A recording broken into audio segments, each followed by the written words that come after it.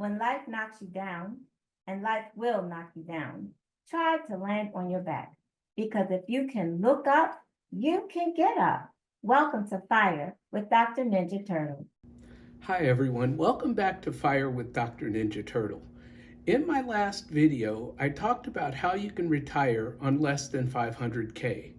As you can see, I have a new format here, and so I don't know how this video is going to go with this background and using my cell phone, but wish me luck, and I will get better at this, I promise. So in this video, I'm going to talk about why you should not wait too long to retire. We've all heard the story about some coworker who died at their desk. Well, that recently happened to me. I actually have a prior coworker who recently passed away, and his funeral is this weekend. And he worked for many, many years and had a huge nest egg, and he never got to enjoy retirement. And he was younger than me. And all of his 401k is probably going to go to his sibling, but he never got to use his pension or Social Security. As I mentioned, he was younger than me, and he went for his annual physical. When he went to the doctor's office, they told him to come back to the doctor's office the next week. He went to work the next week, and then he went to the doctor's office. And from there, they sent him to the hospital, and unfortunately, he never left the hospital. So in this video, I'm going to talk about 3 simple steps that you can take to ensure that you can go ahead and retire. And it's these 3 simple steps that some people don't do correctly, and some people never retire.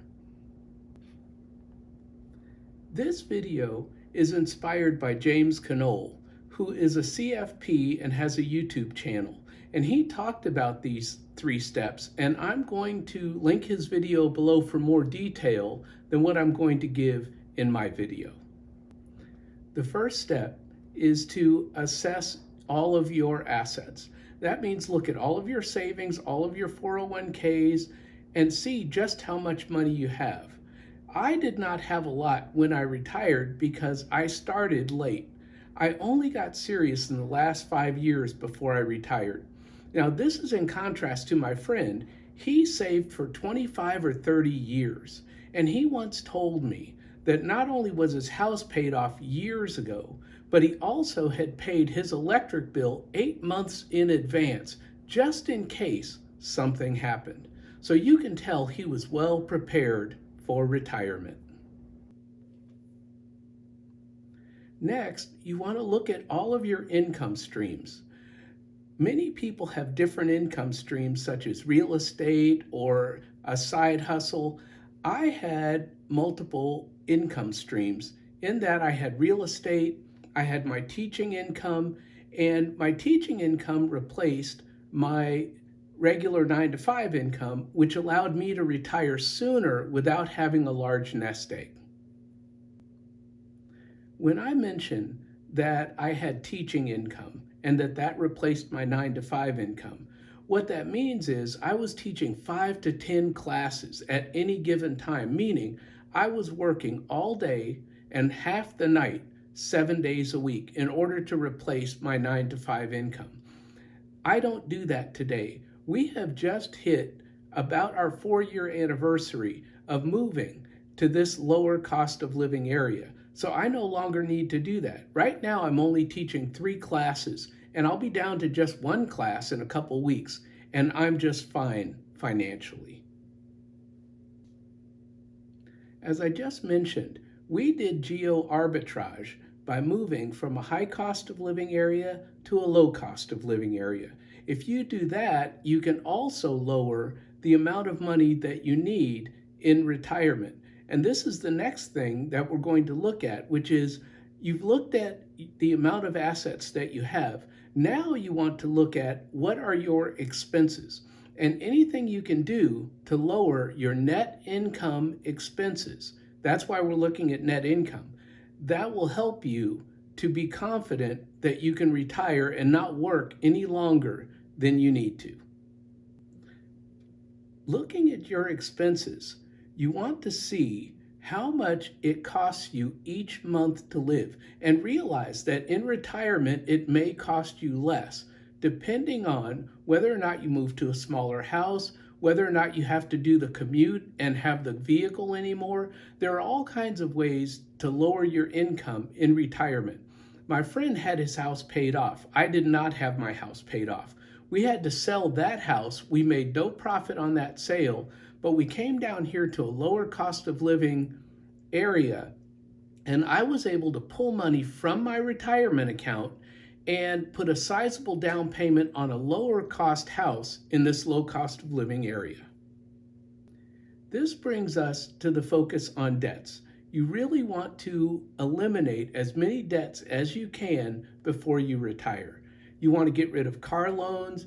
A lot of people pay off their primary residence before they retire. I didn't do that. I was very lucky and I got a low interest rate during COVID. So it did not cost me a lot of money to keep my mortgage. And that's what you want to look at. Do you have a high interest rate on your mortgage? You may want to pay off your mortgage. Please like and subscribe to my channel so that if I get monetized, I can take all the proceeds and donate it to my community. You want to look at all of your assets that can generate income. Not all of your assets generate income, such as your home, but you may have dividend income from a brokerage account. You may have real estate that has rental income. There may be multiple streams of income that some are passive, some are not as passive, that could replace your income. What about Social Security? You might be of an age that you want to take Social Security. If you have all of these different streams of income, you can retire, but that's just knowing that your income covers your expenses. And all of this is step one of the process. Also, I had the vision or the dream of being able to fish on my own land. And so therefore I knew I had to move to a place that had land and better weather so that I could ride my motorcycle more of the year than that high cost of living area I moved from that had very cold weather. So I moved south. So having that vision and also knowing what you want to do in retirement is very important. I've done community service in every city that I've ever lived in over these last 38 years since getting out of that homeless shelter. And I still want to do community service in this community because this community gives to me through my rentals. It affords me a life and pays for my retirement. So I need to give something back to the community in which I live. Most people know the first part, which is they know how much money they have, they know how much savings they have all that stuff down to the penny before they retire, but they don't have that vision. And you need to have both in order to plan for your retirement, but most people do not connect the two. So they may retire and have all the money that they want. However, because they don't have a vision, they don't realize how expensive it's going to be in retirement, and they don't realize that their income cannot support their expenses in retirement and the lifestyle that they want to live. If you live in a high cost of living area, of course, that's going to be higher retirement income. If you want to travel the world, I watch a financial YouTube channel called Fire We Go. These are Canadians who built a dividend portfolio. That dividend portfolio is giving them enough income that they can travel the world. So I love that they can travel the world. I don't have that kind of income, so I can travel to my RV at the lake, but that's where I want to go to fish, so that fits my lifestyle. In the comments, tell me, what is your vision for your retirement? Whether you're planning to retire or whether you're already retired. What is your vision of your lifestyle in retirement? And do you think that by the time you retire, you have the finances to do that? My friend Julie on Happy on Monday, she talks about having a backup plan if your finances don't work. And her backup plans she has numerous backup plans. The worst thing that could happen is that you run out of money. in retirement. And that may mean that you may have to do this thing that I would hate to do, which is go back to work. That would suck. I never, ever want to work another 9 to 5 again as long as I live. So I have planned to live below my means so that I never, ever run out of money. Part 3 of this plan is to merge part 1 and part 2 so that you have a vision of what you want to do and you have the finances that you've run the numbers and you can support that vision of that lifestyle that you want to do. Now, what I've done is I said, if I can live on less than what my teaching income, my rental income, my pension, if I can live on less than all of those, then when I get Social Security, I'll be just fine and I'll never have to work again. And so that's my plan and my vision. It's also my vision to have my rental income become profitable enough that it replaces my teaching income. So that's my long-term plan. If you do these two things by merging your vision plus looking at your finances, and that means tracking all of your finances and tracking all of your expenses and your income in retirement, just like Julie on Happy on Monday does, then you will be fine and you could retire early. You do not have to work one more year. So this is how you could retire on 3 simple steps in 2025. To close out this video, I want to talk about the meme that's on my thumbnail. And it says that consistency is better than perfection. I have not been consistent in posting on Fridays because you're seeing this video on a Saturday, but I have been consistent in that I've posted every single week. So I'm not perfect, but I am consistent in that I have not missed a week since I've been on YouTube. And that's my goal. I do not want to make this YouTube channel a job. I have enough jobs and I'm retired and I like my time freedom. So I do not want another job. So what I'm doing is I'm posting every week and I'm just going to be consistent. I'm going to try to get better. I'm going to try to become more comfortable in front of the camera. And that's my goal for 2025. I also want to give you some great news.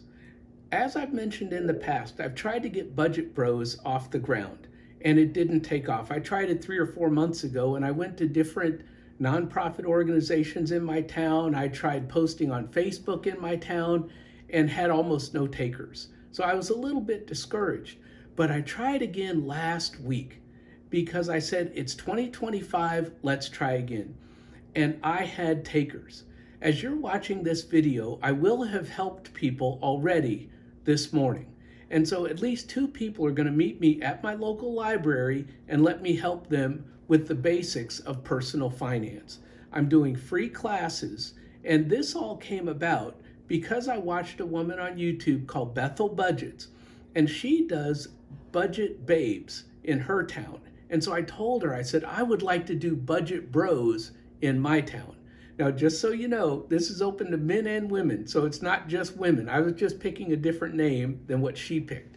So the library has also offered, because they think this is just a great idea for me to teach personal finance, that they are going to partner with me and they're going to advertise my classes not only at all the libraries in the county, but around town. And I've also texted different organizations with my little advertisement, and they are going to announce my classes. So this is really going to start taking off.